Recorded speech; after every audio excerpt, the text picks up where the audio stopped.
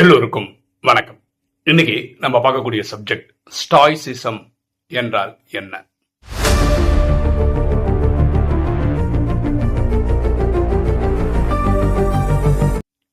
ஸ்டாய்சிசம்ன்றது ஒரு பிலாசபி, தத்துவம்.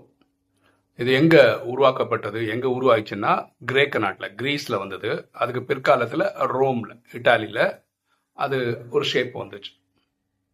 ஸ்டாய்சிசம் இந்த பிலாசபி தத்துவம் என்ன சொல்லுதுன்னா, வாழ்க்கை நமக்கு எப்படிப்பட்ட சேலஞ்ச் கொடுத்தா கூட நம்ம ஒரு அமைதியான சூழ்நிலையில் இருக்கிறது, கிளியர் மைண்டடா இருக்கிறது, எது வந்தாலும் பார்த்துக்கலாம் அப்படின்ற ஒரு மனநிலையில இருக்கிறது பேரு ஸ்டாய்சிசம். இந்த பிலாசபி அதுதான் சொல்லுது. ஓகேவா? இது வேற ஒரு பாஷையில சொன்னோம்னா, ஈஸியா புரிஞ்சுக்கிற மாதிரி சொன்னோம்னா, நம்மளால என்ன கண்ட்ரோல் பண்ண முடியும், என்ன கண்ட்ரோல் பண்ண முடியாது, இதில் ஒரு கிளாரிட்டி நமக்கு இருக்கணும் அப்படின்னு சொல்லுது. பாருங்க, நம்மளால என்ன கண்ட்ரோல் பண்ண முடியும்? என்னுடைய எண்ணம், என்னுடைய சொல், என்னுடைய செயல், இது என்னோட கண்ட்ரோல்ல இருக்கு. நான் கண்ட்ரோல் பண்ண முடியும். இதுதான் என் கண்ட்ரோல்ல இருக்கிறது. உங்க எண்ணம் என்ன, உங்க சொல் என்ன, உங்க செயல் என்ன, இதை நான் இங்கிருந்து கண்ட்ரோல் பண்ண முடியாது. ஸோ என்னால் என்ன பண்ண முடியும்? என்ன கண்ட்ரோல் பண்ணிக்கலாம், உங்களை கண்ட்ரோல் பண்ண முடியாது. இந்த ஒரு புரிதல் இருந்தா நம்ம நல்லா இருக்கும். ஓகேவா? இந்த ஸ்டாய்சிசம் 3 முக்கியமான விஷயங்களை பேசுது. அது ஒன்று ஒன்றா பார்க்கலாமா? அதான் ஃபர்ஸ்ட் நம்மளால என்ன கண்ட்ரோல் பண்ண முடியும்னு சொன்னோம் இல்லையா? அதான் focus on what you can control.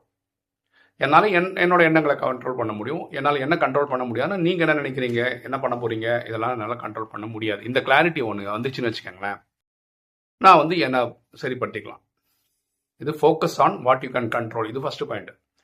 Second point நம்ம இமோஷன்ஸ், அதனால நம்மள அதை ரூல் பண்ணக்கூடாது. நம்ம வரக்கூடிய இமோஷன்ஸ் நம்மள ரூல் பண்ணக்கூடாது. ஃபார் எக்ஸாம்பிள், கோவம். யாராவது நம்மளை கோவப்படுத்துற மாதிரி பேசிட்டாங்க அப்படின்னு வச்சுப்போம். ஒரு எக்ஸாம்பிளுக்கு, நம்ம திரும்ப நானும் கோவப்படுறேன் அப்படின்னா யார் ஜெயிச்சா? அவங்க ஜெயிச்சிட்டாங்க. ஏன்னா அவங்க நம்மளை கோவப்படுத்தினாங்க, நம்ம கோவப்பட்டுட்டோம். யார் தோத்தா? நம்ம தோத்தோம். ஸோ நம்ம என்ன பண்ணோம்னா, அதான் இங்கே என்ன சொல்கிறாங்க, don't allow your emotions to control you அப்படின்னு சொல்கிறாங்க. அப்போ நம்ம என்ன பண்ணணும்? அமைதியாக இருக்கணும், சாந்தமாக இருக்கணும் அந்த டைமில். அப்புறம் பொறுமையாக உட்காந்து யோசிச்சு அதுக்கு ஒரு முடிவு எடுக்கணும். ஏன் கோவத்தில் நம்ம ஏதாவது ஒரு டிசிஷன் எடுத்தோம்னா மோஸ்ட்லி அது முட்டாள்தனமாக தான் இருக்கும், தவறாக தான் இருக்கும், அது அடுத்தவங்களை காயப்படுத்தும். சரியா? அதனால கோவம் வரும்போது இதாயிருக்கும். அப்புறம் பயம், ஃபியர். இது ஒரு இனியொரு இமோஷன். கரெக்டாக, வாழ்க்கையை பற்றின பயம், நாளைக்கு என்ன ஆகும் அப்படின்ற ஒரு பயம். ஸோ நம்ம எப்படி புரிஞ்சுக்கலாம்? ராஜயோகம் நமக்கு சொல்லி தரேன், இது ட்ராமா, நேற்றும் நல்லது, இன்னைக்கும் நல்லது, நாளைக்கும் நல்லது.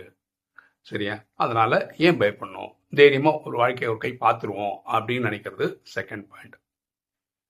3வது, துக்கம். கலிகாலம், துக்கம் வர்றது சாதாரண விஷயம். வரதான் செய்யும். வரட்டும், அடுத்த வேலையை நம்ம பார்த்துட்டு போவோம். சரியா?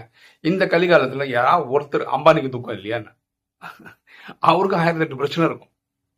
ஸோ துக்கம்ன்றது வரும், கலிகாலன்றதுனால வரும். அதை கடந்து போகிறதுக்கு நம்ம சிந்திக்கணும். ஸோ செகண்ட் பாயிண்ட் என்னன்னா, நம்மளுடைய இமோஷன்ஸை நம்ம கண்ட்ரோல் பண்ணணும், அது நம்மளை ரூல் பண்ணக்கூடாது. 3வது லிவ் வித் விர்ச்சு. அதாவது நம்ம ஒரு குணவானா வாழணும். கரெக்டாக, நம்ம எண்ணம் சொல் செயல் மூலமாக நம்ம யாரையும் காயப்படுத்தக்கூடாது. தெய்வீக குணங்கள்லாம் சொல்லணும், knowledge, purity, peace, love, happiness, bliss and power. இது கடவுள் ஞான கடலாக இருக்காரு, அந்த குணங்கள் எல்லாம் நம்ம மாஸ்டர் கடலாக ஆகணும். கரெக்டாக, நம்ம ஒரு தேவதையாக இருக்கணும். தேவதைன்னா தெய்வீக குணமுள்ள மனிதராக இருக்கணும்.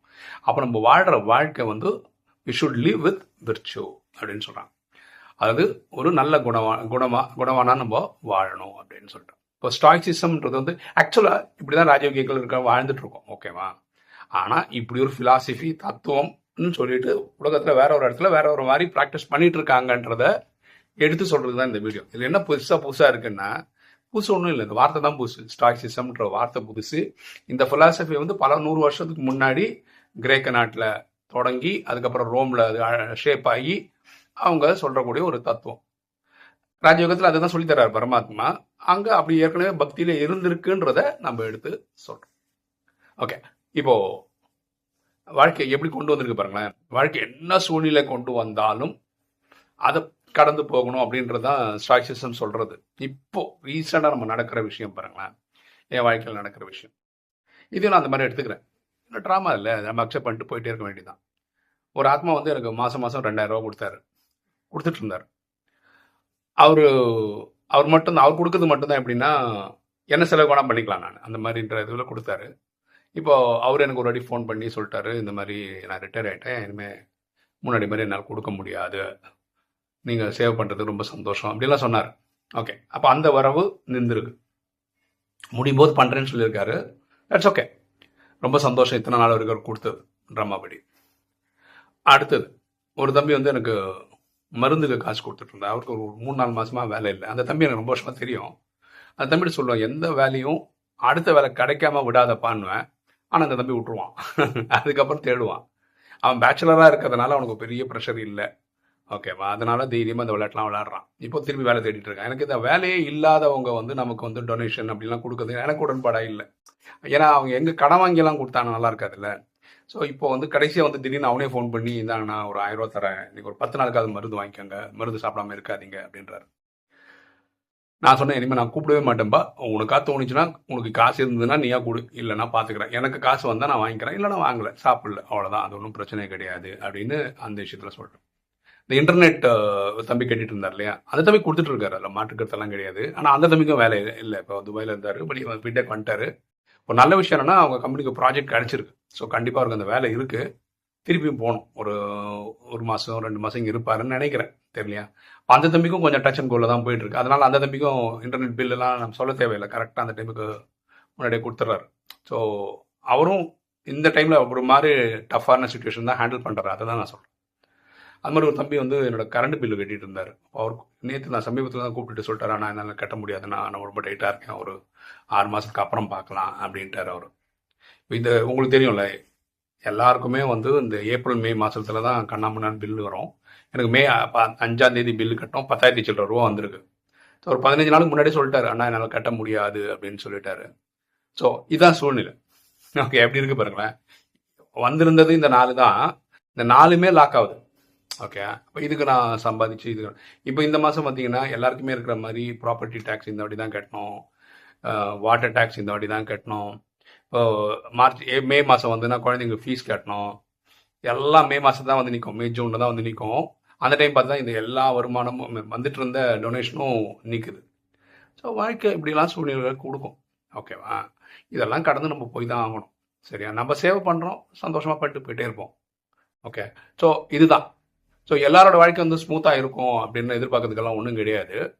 எல்லாம் கடந்து நம்ம போயிட்டே இருக்க வேண்டியதுதான். சரியா, ஸோ இந்த பாடம் கற்றுக் கொடுக்குறது இதுதான். நம்ம வந்து டென்ஷன் ஆகுறது, கோவப்படுறது, வருத்தப்படுறது, பயப்படுறது, இதெல்லாம் வந்து வேலைக்கே ஆகாது. நம்ம அடுத்த லெவல் மூவ் பண்ணி போயிட்டே இருக்கோம்.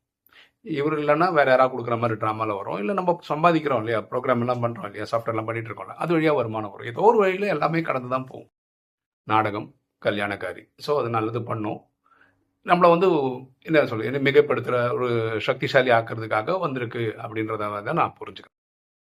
ஓகே, இன்னைக்கு வீடியோ உங்களுக்கு பிடிச்சிருன்னு நினைக்கிறேன். லைக் பண்ணுங்கள், சப்ஸ்கிரைப் பண்ணுங்கள், ஃப்ரெண்ட்ஸ் சொல்லுங்கள், ஷேர் பண்ணுங்கள், கமெண்ட்ஸ் போடுங்க.